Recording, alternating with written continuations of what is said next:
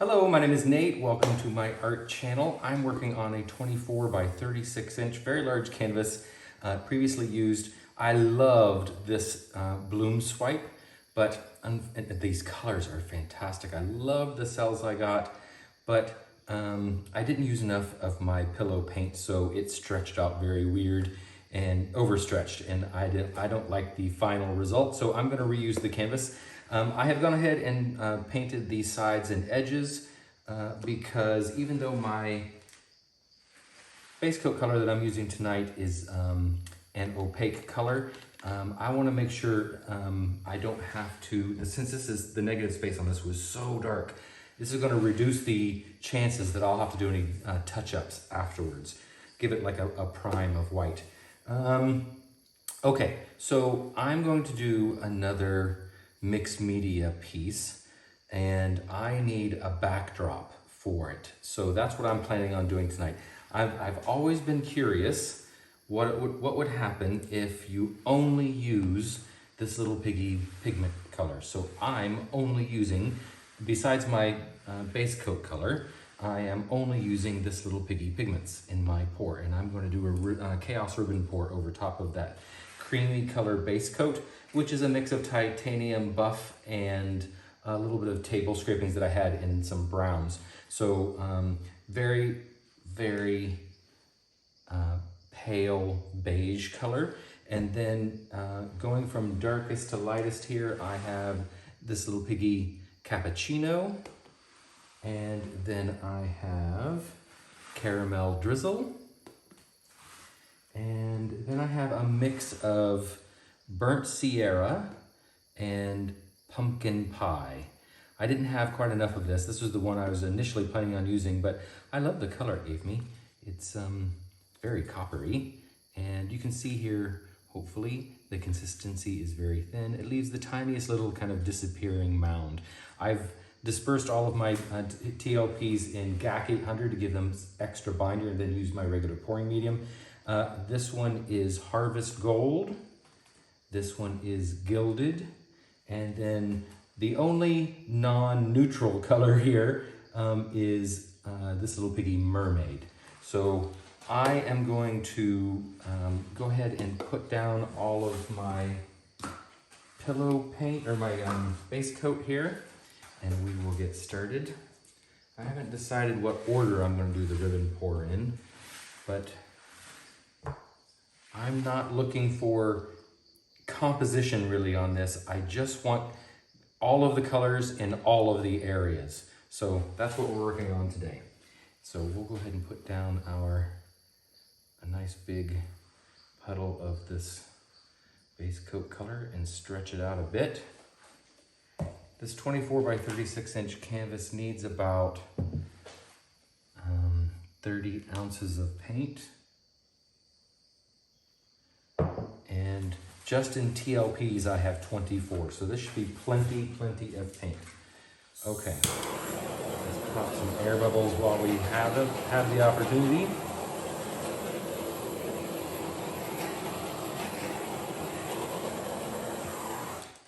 All right, so I think I'm going to start with the cappuccino, only because the purpose of a dark color like this is to provide depth, and I always find a dark color in the background creates that kind of shadowy effect.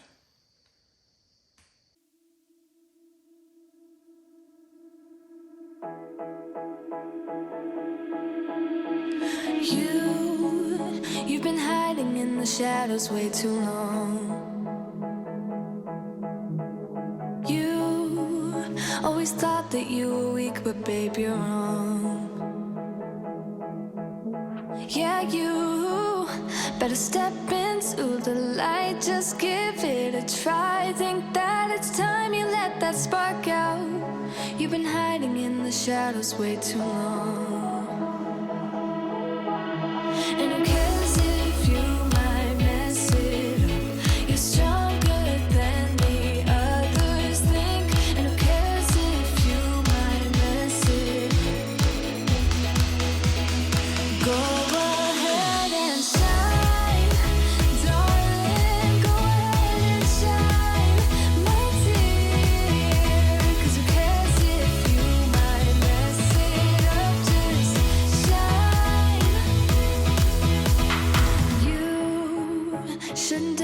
yourself, 'cause you're a work of art.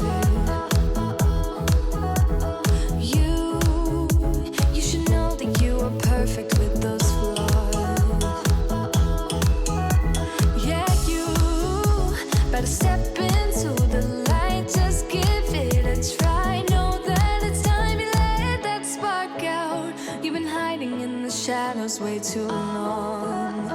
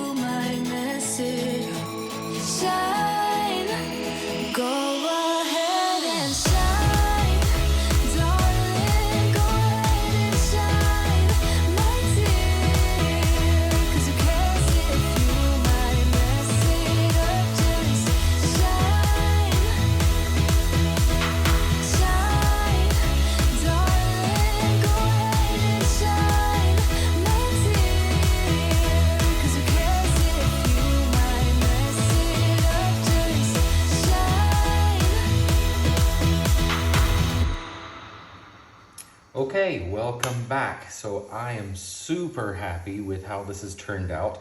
The original pour is still very visible, but I love the grunginess that's squirting on some just paint and water, and a darker color has really grunged it up, and I love how it's broken up the patterns that were there. So it's giving me something really random to work with as a negative space. So I'm ready for my next step. This is painter's tape, and it is only 1/2 inch width. And I'm going to start at this edge closest to me, and I'm just going to apply this painter's tape in lines all the way across. And then I'm going to draw in a pattern on top of that with my Sharpie knife, or with my Sharpie. And then I'm going to use my craft razor, a utility knife that is specifically designed for precision cutting, and I'm going to cut through the tape but not the canvas. It's actually very easy. You don't have to press very hard to get through the tape, and it would take a lot more pressure to get through the canvas, so don't be afraid to try that. And then I'm going to remove parts of the tape and then paint over it with white.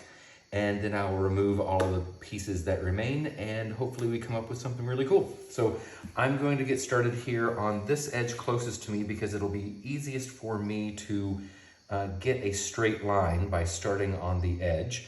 When you're using really narrow tape like this, it's very easy for it to not be a straight line, and it's very important for me, for my design concept here, to have a straight line. So starting on the edge, and then following that as I go along, anchoring it on one side, and then just applying it not straight across, but from the edge to the other edge, will keep my lines straight and even and uniform. So I'm gonna put on some music for you while I try and find where this brand new roll starts.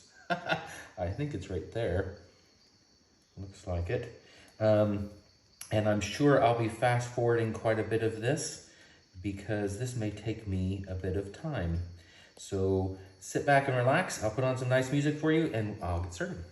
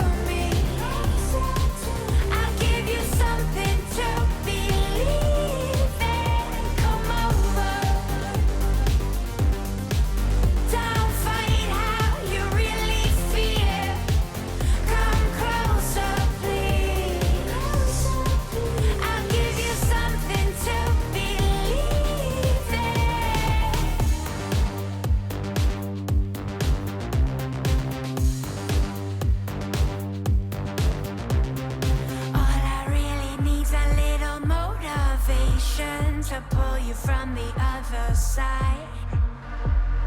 What I need to show you is my obligation. How much longer can you hide? You can try and push away from me.